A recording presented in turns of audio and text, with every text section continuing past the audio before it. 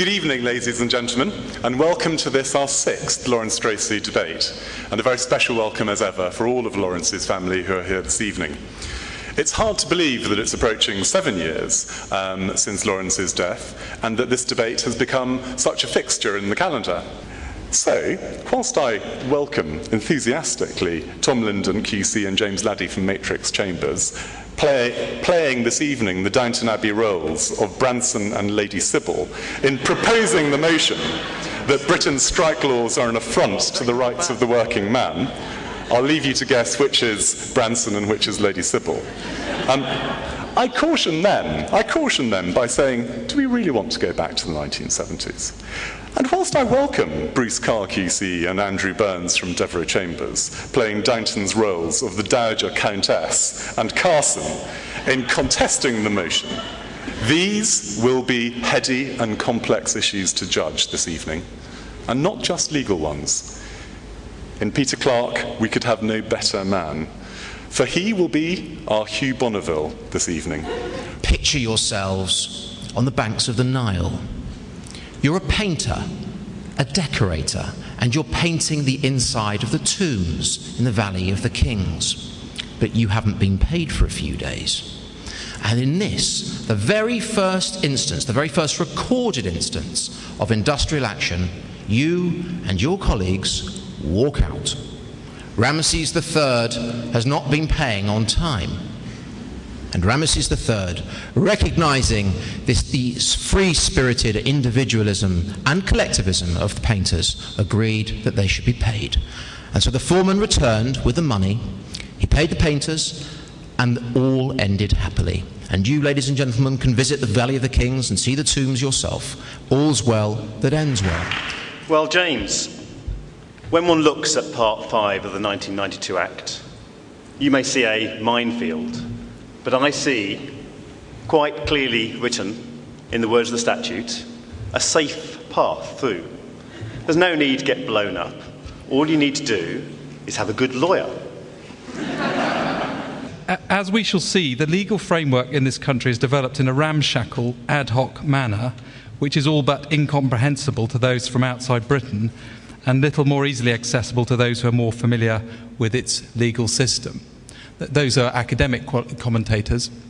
Let's take a more literary commentator, well known for his views on the legal profession, here describing Bruce and Andrew plying their trade on behalf of the employer in the Queen's Bench Division on a Friday afternoon, tripping one another up on slippery precedents, groping knee-deep in technicalities, running their horsehair-warded heads against the walls of words, and making a pretense of equity with serious faces as players might.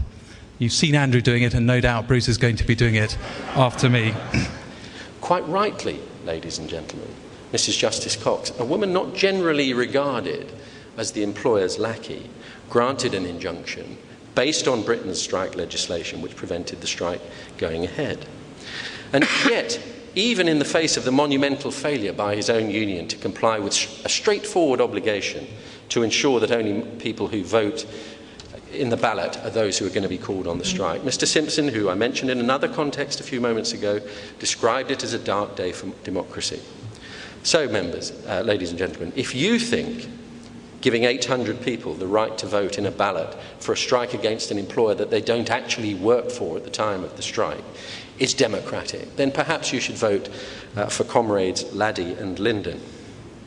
But I'm delighted by the way that you've chosen to seat yourselves. Some subconscious instinct has led more of you to sit yourselves on the left than on the right. And so I shall address you principally.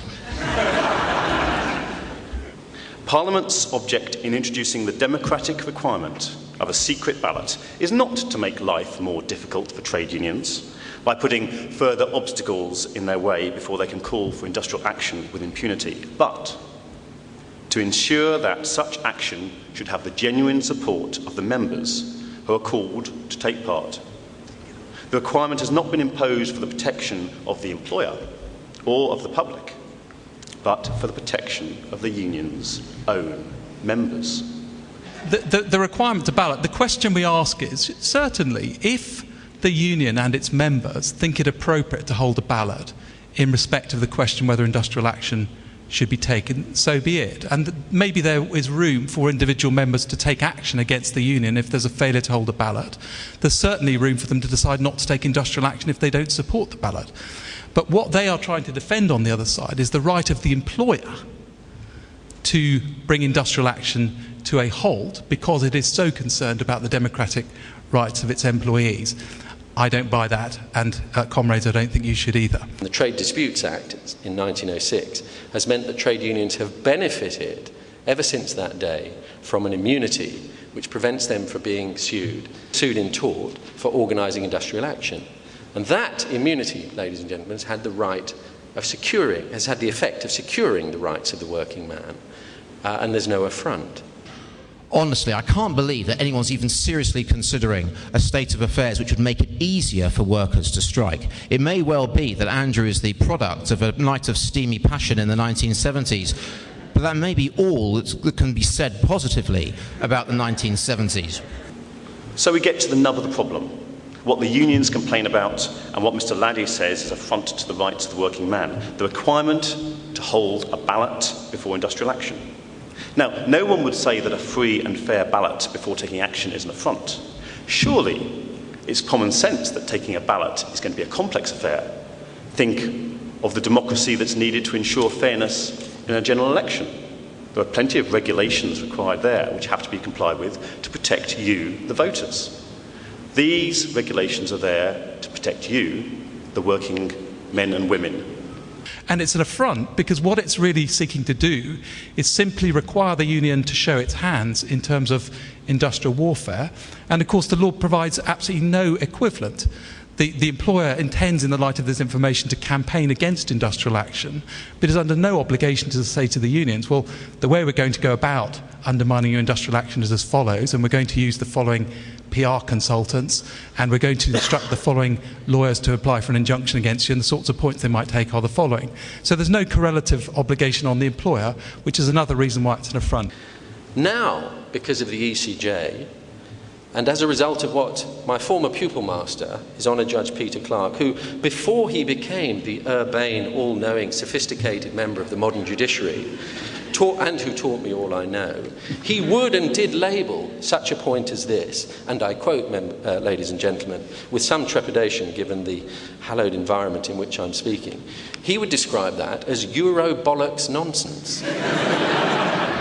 And as Otto Kahn-Freund put it in the 60s, he said this: the power to withdraw their labour is for the workers what for management is its power to shut down production, to switch it to different purposes, to transfer it to different places. A legal system which suppresses that freedom to strike puts the workers at the mercy of their employers. If I was asking this audience whether it wanted to go on strike, the question for you is this: should I give you the opportunity to vote secretly in a full and fair ballot, scrutinised by outside observers, or should I blow my whistle and say, everybody out?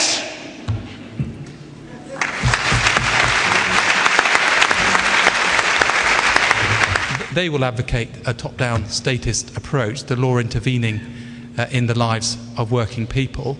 We're in favour of the big society. Let people decide whether they want to take industrial action. If they don't want to take it, they're not going to take it in the modern economy. Thank you.